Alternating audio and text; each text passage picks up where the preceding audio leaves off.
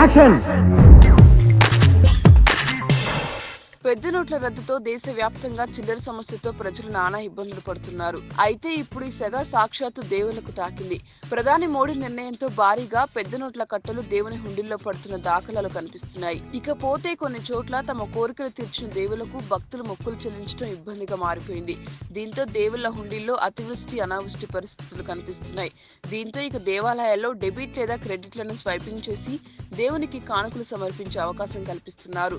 ఛత్తీస్గఢ్ లోని రాయ్పూర్ లో ఉన్న బంజరీ దేవాలయంలో ఆలయ సిబ్బంది పళ్ళెంలో కుంకుమ బొట్టుతో పాటు స్వైప్ మిషన్ ను కూడా ఏర్పాటు చేశాయి.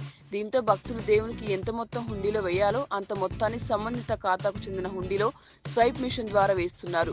కాగా ఆంధ్రప్రదేశ్ లో ఈ విధానం ఇప్పటికే అమల్లోకి వచ్చిన సంగతి తెలిసిందే. సింహాచల అప్పన్న దేవస్థానంలో అర్చన, దర్శనం టికెట్లు ఇలా అన్ని సేవలకు స్వైపింగ్ మిషన్ ద్వారా రుసుము చెల్లించే అవకాశం కల్పిస్తున్నారు. మీకు ఈ వీడియో నచ్చితే ఒక లైక్ కొట్టండి, లేకపోతే కామెంట్ చేయండి.